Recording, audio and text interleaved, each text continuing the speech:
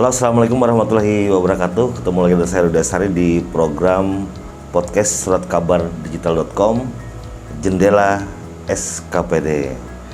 Kali ini kita akan membahas persoalan di Kota Banjarbaru, karena saat ini Banjarbaru sudah berstatus sebagai Ibu Kota Provinsi Kalimantan Selatan. Kali ini kita kedatangan tamu yang sangat spesial. Beliau adalah seorang ASN yang sepak terjangnya tidak bisa dipandang sebelah mata. Langsung saja kita sapa. Bang Sirajoni, apa kabar? Alhamdulillah baik. Assalamualaikum warahmatullahi wabarakatuh. Waalaikumsalam warahmatullahi wabarakatuh. Bang Sirajoni ini adalah Kepala Dinas Lingkungan Hidup. Enaknya dipanggil apa nih, Bang? Suka-suka aja. Suka-suka aja. Saya senang manggil Bang John ya. Oh baik, mulai. Agak kayak Eropa-Eropaan lah. Oh siap. Bang John, apa namanya? Kita sekarang Banjarbaru sudah jadi ibu kota nih. Iya. Saya ingin mengupas satu sisi yang paling mendasar di Banjarbaru adalah persoalan sampah. Boleh nggak di-share ke warga Banjarbaru nih, saat ini Banjarbaru untuk produksi sampah ada berapa, Bang? Iya, baik. Terima kasih sebelumnya. Banjarbaru ini untuk sampahnya itu per harinya itu sekitar 160 ton per hari. Per hari? Per hari, iya. Jadi dari 160 ton per hari itu kurang lebih sekitar 150-an sampai 150-an lah itu udah masuk ke TPA. Di TPA. Jadi mungkin kalau kita persentasikan itu pengurangan sampahnya itu sekitar 23%. Jadi yang tidak terkelola itu sekitar 3% daripada total tadi. Itu mencakup ke semua wilayah kecamatan? Semua wilayah kecamatan. Jadi kalau perhitungannya itu sekitar jumlah penduduk kita dikali sekitar 0,6 kg per orangnya rata-ratanya. Situ. Bang John, kalau rata-rata kita kan mohon maaf, di posisi di tengah-tengah ya Kota Banjarbaru ini. Betul. Untuk jenis sampah sendiri kan ada 3 kalau nggak salah. Yeah. Kita paling banyak produksi sampah yang mana, Bang? Saya pikir sama dengan kota-kota lain ya. Kita timbulan sampah yang paling banyak itu adalah sampah organik. Organik ya? Iya, organik. Jadi organik itu ya kurang lebih sekitar 60%-an lah dari total sampah. Dari total sampah semua tadi? Itu 60%. Jadi sampah anorganiknya ya plastik, barang-barang yang lainnya, yaitu kurang lebih sekitar 40-an persen. Cukup mendominasi ya? Siap, ya. Nah kemudian mungkin dengan estimasi segitu banyaknya produksi sampah di Banjarbaru, apakah Dinas Lingkungan Hidup sudah mungkin menganalisa 1, 2, atau 3 tahun ke depan ketika sudah ada perubahan status ibu kota ini? Jangan-jangan kita kan penduduk otomatis ke ibu kota semua kan? Siap. Otomatis sampah akan bertambah. Iya. Gimana Bang John? Udah ada ini nggak? Ya, jadi kita sih mengestimasi jumlah kenaikan daripada timbulan sampah itu kita menyesuaikan dengan jumlah penduduk ya. Jadi kurang lebih kan penduduk kita itu biasanya 2-4%-an bertambahnya. Nah, saya pikir nanti kalau mungkin nanti jadi IKP bisa mungkin lebih barangkali. Ada penambahan pasti. Ada penambahan pasti. Jadi setiap persen ya tiap tahun kita sekitar sampah tadi 2-4% kenaikannya itu. Dari total tahun sebelumnya ke tahun depannya lagi itu sekitar 2-4% itu kenaikannya. Bang, ada kalau menurut saya tuh Dinas LH ini mungkin ada juga di Perkim. Saya menyimpulkan adalah SKPD yang agak spesial. Iya, karena di situ ada petugas kebersihan. Betul. Kawan-kawan yang biasa membersihkan sampah di Banjarbaru. Iya. Bagaimana kondisi mereka dan armada? Apakah kita sudah mencukupi atau kekurangan SDM sama sekali? Ini kan perlu dipikirkan jangka panjang kan? Betul. Iya, gimana Bang? Ya. Oke, jadi gini, kalau jumlah daripada pekerja kita itu kurang lebih sekitar 453 orang.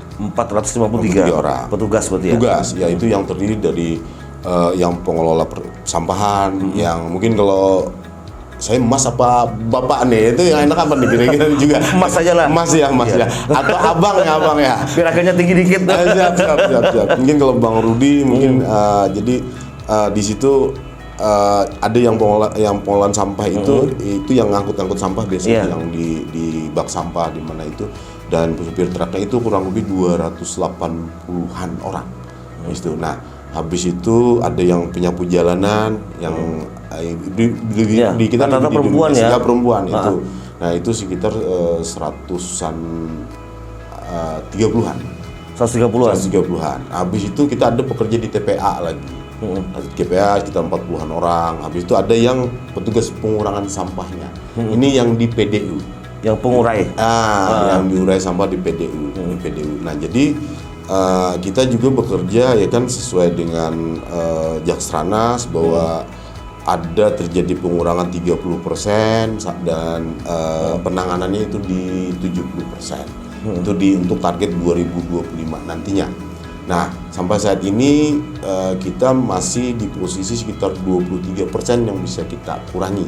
Nah, jadi di samping kita tadi ada yang bangunan yang kita siapkan di situ dikelola oleh masyarakat di PDU tadi, dan beberapa TPS 3R juga kan, dan juga kita kita juga menggunakan jasa daripada pemulung yang kita bina. Iya, dibina ya. Siap. Gitu. Jadi lumayan sih kalau kita ini kan pengurangan sampah itu bisa terjadi itu karena tadi kesadaran masyarakat menjabar juga mulai bagus ya kan. Habis itu penggiat usaha juga semakin menggeliat lah gitu. Soal SDM, Bang. Kalau soal armadanya gimana? Siap. Ini menarik sekali ya. Iya, jangan kurang nih. Memang kalau dari segi armada dulu ya, Bang Rudi ya. Kalau segi armada kita Pemko Banjarbaru ini mempunyai ada 43 truk ya. Nah, jadi truk itu terbagi dua lagi. Truk yang dump truck itu, truk yang pakai amrol. Iya. Nah, jadi kalau yang amrol itu kita punya 25 unit, yang dump itu ada 18 unit. Itu 18,5 ya. Iya. Nah, jadi kalau sampai nanyain kurang apa tidaknya, saya harus jujur ya kan. Ya, dari situ memang kita kekurangan untuk mengangkut itu. Jadi ditambah tadi kita jam kerja kita cuma 4 jam kerja untuk yang pekerja kita itu. Nah, jadi yang cuman kita terus maksimalkan tadi yang katakanlah yang 25 tadi, yang amrol tadi itu bisa ngangkut itu sampai 3 kali bolak-balik mereka. Dalam satu hari. Ya, 1 hari 3 kali. Kalau yang dump truck kan karena itu yang untuk yang pakai bak itu yang di pinggir-pinggir jalan biasanya itu. Nah, itu paling sekali kerja karena ngalama memasukinnya. Kalau tadi kalau yang pakai kontainer kan sudah dimasukin warga gitu kan. Jadi paling beresin yang samping-sampingnya jadi lebih cepat, efisien lebih efisien gitu. Berarti ada kemungkinan untuk bicara armada mungkin penambahannya yang langsung efisien itu aja kayaknya ya. Betul ya. Tapi ini sekalian biar DPR tahu juga kan untuk kepentingan rakyat juga kan, Bang. Iya. Paling enggak setelah kita jadi ibu kota ada hal yang positif dalam hal pengelolaan sampah di Banjarbaru. Mereka makin bersih dan sadar lah Banjarbaru. Iya. Kemudian, Bang, saya yang paling menarik juga bagaimana di sini Dinas LH mengantisipasi jika itu warga Banjarbaru mungkin dia udah terbiasa dengan mungkin tata cara kita mengelola sampah dari dinas sampai ke tingkat RT. Tapi bagaimana dengan pegawai-pegawai yang dari provinsi mungkin tiba-tiba nanti pindah rumah di Banjarbaru, apakah akan ada sosialisasi ulang atau gimana? Iya. Atau masih lewat RT juga? Jadi gini, apa sih? Yang pertama mungkin kalau kita coba menyiapkan sarana prasarananya dulu ya, Jadi kita lihat ada beberapa kota yang mungkin katakanlah mungkin tetangga kita gitu kan, karena mereka nggak ada TPS yang benar-benar representatif, yang benar-benar itu milik Pemko, akhirnya buang di jalan, jadi kotor lah kelihatan ini kan. Nah, jadi kalau kami DLH coba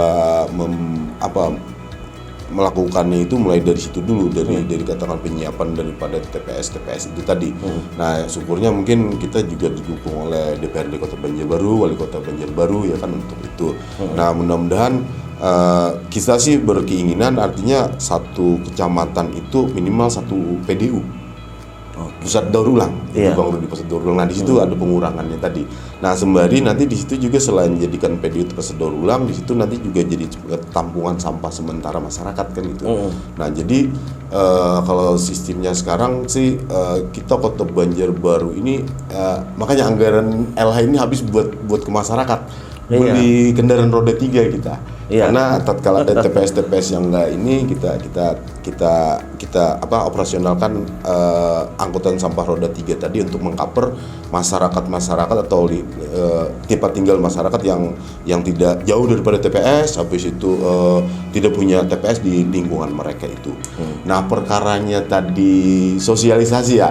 Kita sosialisasi mungkin bisa dekat kawan-kawan media, kita bikin video-video pendek, kita sosialisasikan di situ.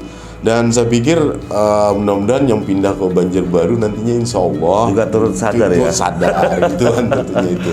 Ya. Sebelum lebih jauh Bang John, saya ingin mengapresiasi Dinas Lingkungan Hidup sebenarnya. Sudah lama, tapi baru ini ketemu.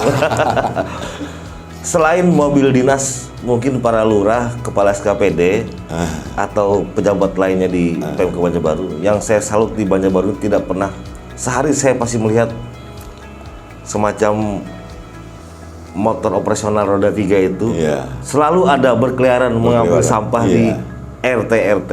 Ini sebenarnya sebuah kesadaran di level terendah di tingkat RT itu. Saya 2 jempol buat LH lah. Artinya memang langsung ke akar rumputnya ya, Bang John ya. Nah, kemudian Bang John, soal sampah. Bagaimana kita kan di sini di Banjarbaru, kalau tidak salah nih, kalau salah mohon dikoreksi Bang ya. Sebagai bagian dari Banjarbakula ya, ada beberapa mobil-mobil armada dari kabupaten kota tetangga juga melintas di jalan-jalan di Banjarbaru. Apa yang ingin Anda sampaikan kepada masyarakat bahwasanya mereka bukan hanya numpang lewat, tapi juga mungkin ada semacam kontribusi lah buat Banjarbaru. Tidak hanya sekedar kita ketinggalan baunya aja nih. Saya sering dengar gitu di warung-warung lah. Gimana Bang? Gimana ya? Mungkin konsep TPR regional ini kan sebetulnya konsep daripada pengolahan sampah secara terpadu ya kan. Jadi beberapa kota itu kan karena ada beberapa kota itu nggak susah untuk bangun TPS kan, TPA-nya susah lahannya ya. Iya, lahannya TPA-nya. Nah, jadi mungkin karena kebijakan kemarin pendahulu kita dulu untuk menyatu atau menyediakan satu TPS yang sangat representatif, saya pikirkan gitu. Karena bikin TPS itu bukan murah Pak Rudi. Mahal itu kan, mahal sekali. Jadi kita itu lalu ada Banjarbakula tadi kan bikin TPA regional yang di Gunung Kupang berdekatan sih posisinya dengan TPA kita. Nah, perkara masalah jalan raya tadi ya saya pikir itu ya karena saya sering juga ketemu dengan kepala dinas ya tetangga kita yang melewati itu ya saling mengingatkan. Artinya kalau memang lewat di tempat kita kendaraan mereka, truk mereka itu harus ditutup rapi, tutup rapat gitu kan itu. Nah, jadi insya Allah saya pikir enggak bikin kotor lah, saya pikir meninggalkan jejak gitu.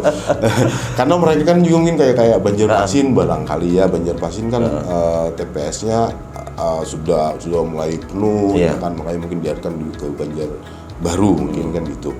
Dan sekali lagi tentunya kawan-kawan juga dikatakan tetangga-tetangga sebelah itu sama-sama menyadari lah saya pikir. Apalagi sudah jadi ibu kota Bang. Betul, ya seperti itu. Bang, ini mungkin tidak ada hubungannya dengan Dinas LH. Tapi saya pikir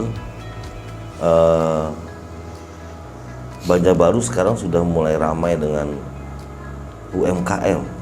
Dan posisinya di tempat strategis semua loh. Di alun-alun kota banyak usaha-usaha itu mulai berkembang di Banjarbaru. Artinya juga ada potensi produksi sampah walaupun skala kecil. Betul. Apa yang ingin Bang John sampaikan kepada para pelaku usaha itu, walaupun tidak menetap, tapi kan menjalankan usahanya di situ, agar tetap menjaga kota ini tetap bersih. Ya tentunya sebagai orang yang bertanggung jawab untuk kebersihan dan persampahan di Kota Banjarbaru, saya mengimbau pada mereka untuk turut serta menjaga. Banjarbaru ini milik Anda, milik kamu, milik kita semua, kan gitu. Jadi petugas kami tadi yang cuma 400-an orang tadi tidak bahasa kita keteteran gitu kan untuk membersih itu. Nah, jadi mungkin buanglah sampah di sesuai jamnya itu Bang Rudia, habis itu sesuai jamnya, sesuai waktu yang telah ditentukan, dan juga tentunya di tempat yang telah kita siapkan. Usahakan jangan berceceran. Siap, begitu. Lempar got penuh got. Iya. Saya sering ketemu betul. Ini saya kadang mikir gini, Bang. Saya nggak bisa ngebayangin itu kawan-kawan yang ngambil sampah itu, dia udah sampai nggak pakai masker kadang-kadang. Mungkin dia ngasih gambaran, ini loh pekerjaan kami itu seperti ini, kami bertugas, tolong dihargai buang sampah yang benar. Kadang-kadang saya merinding karena saya lempar sana lempar sini, Allahu Akbar kadang-kadang gitu. Tapi masih saya temukan. Mudah-mudahan warga sadar juga Bang ya. Kemudian Bang, ini boleh dijawab atau mungkin masih dirahasiakan, nggak apa-apa, silahkan. Saya penasaran hampir berapa tahun ke belakang itu, yang menarik itu ketika kadang-kadang saya merasa bahagia sendiri ada, bangga sendiri ada. Kadang saya lihat kawan-kawan petugas kebersihan itu kadang ngumpul di pojok Murjani itu. Gitu. Ngapain mereka itu Bang di sana, Bang? Gini. Tapi mereka nggak ada lelahnya kelihatan, padahal setelah bekerja loh Bang. Iya. Yang jelas mungkin kita dengan, kalau mereka di pojok Murjani tadi, pertama di situ kayak base camp mereka ya. Jadi mereka sebelum mereka ke tempat tugas, tempat tugasnya nanti itu kan kita antar biasanya tempat tugasnya, yang ngumpul di situ dulu mereka ya. Nah sembari memang kita kan target kita pertama kebersihan itu yang mana dulu titiknya yang paling misalkan di Pemko tadi kan, Pemko habis itu dikatakanlah itu biasanya yang ibu-ibu kan ya, dia sapu bersih di sana dulu, baru geser ke lokasi lain gitu. Jadi ngumpul di sana, dan kalau mereka semangatnya tinggi, saya pikir saya sering memberikan motivasi kepada mereka, bekerjalah yang ikhlas, bekerjalah yang penuh semangat. Insya Allah Tuhan tidak tidur akan menilai kinerja Anda. Insya Allah Anda di sini bersihkan di dunia ini, bersihkan kota ini dengan ikhlas. Insya Allah di surga nanti mendapatkan tempat juga yang bersih, karena itu bersihnya udah bersihan Allah Ta'ala gitu. Saya pikir itu yang sering kita berikan semangat ke mereka. Plus dulu untuk petugas kebersihan ini Bang, soal kawan-kawan di petugas kebersihan tadi, saya jadi teringat dan agak khawatir sedikit. Bagaimana Bang soal nasib mereka ini ketika P3K ini diberlakukan secara nasional ini Bang? Iya. Sedangkan satu sisi kita nggak bisa dengan tangan dua sendiri mengelola sampah untuk sebuah kota ini Bang. Tangan-tangan mereka Bang, dan semangat mereka yang bisa menjaga kota ini agar tetap bersih Bang. Gimana Bang nasib mereka itu Bang? Ya ini pertanyaan yang asik gitu kan, dan ini memang jadi banyak pertanyaan di mereka juga, bagaimana sih nasib kami Pak, katanya kan gitu, karena mereka itu kan ada yang kerjanya udah puluhan tahun, 20 tahun, udah hampir 25 tahun di situ. Dan mereka karena ada aturan permen pemerintah pusat ya. Iya, di situ kan itu. Nah, saya pikir begini Bang Rudi ya. Jadi kalau kita daerah sih ngikut saja gitu kan. Tapi mungkin yang perlu dipertimbangkan kalau outsourcing nanti digunakan, tentunya mungkin akan membebani daerah. Saya pikir di situ beban di daerah. Kenapa? Kalau sekarang kan gaji mereka memang di bawah UMR Iya. kan gitu. Nah kalau mungkin outsourcing barangkali gajinya akan sesuai standar ini kan yang ditentukan. Saya pikir kalau akhirnya kita bicaranya gaji barangkali dulu Pak. Iya, nggak apa-apa. Jadi mungkin kalau gaji mereka sekarang total secara keseluruhan dengan sekitar 453 orang tadi itu kita ngabisin dana sekitar 9M per tahun anggaran. Nah, kalau tadi gajinya katakanlah mereka itu sekitar 1.250.000, kalau UMR kan sekarang mungkin 2,7. Iya, nah itu ya. Jadi kemungkinan naiknya bisa 100%, 120% barangkali. Nah, itu saja sih yang jadi ini. Dan kalau kami sih kalau seandainya itu nanti jadi UMR, maksudnya di outsourcingkan gitu kan. Ya tolong dipertimbangkan mereka yang sudah lama mengabdi di kita. Ya tentunya kan ada syarat-syarat termasuk batas usia. Nah itu saya takutnya di situ nanti. Kalau ini kan kita masih bisa memanfaatkan mereka, katakanlah kalau yang tua-tua kita geser di tempat yang muda, lebih ringan dan tidak gitu. membahayakan risikonya ya. Bang, kasih sedikit Bang, semangat Bang. Saya pengen dengar Abang ketika menyemangati mereka itu seperti apa sih Bang? Mereka itu saya lihat panas-panas dan selalu bersusun rapi. Ada yang ketinggalan satu, dijemput. Seperti apa Bang kata-kata menyemangati mereka itu Bang?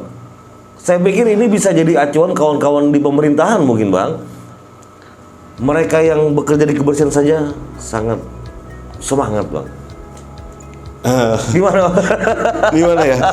Ya tadi seperti saya bilang tadi, saya sering kalau ketemu mereka, gitu kan, saya semangati bahwa tadi kerjalah yang ikhlas, kerjalah yang semangat, gitu kan. Insya Allah kita mendapatkan balasan yang simpel daripada Allah Subhanahu Wa Taala seperti itu.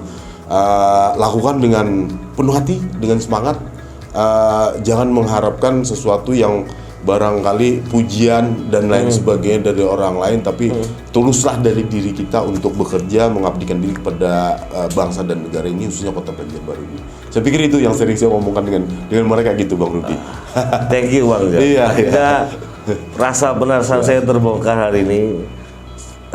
Mengapa kawan-kawan di petugas kebersihan itu selalu ikhlas dan semangat? Ternyata tergantung dari pimpinan dan kedekatan emosional Bang ya.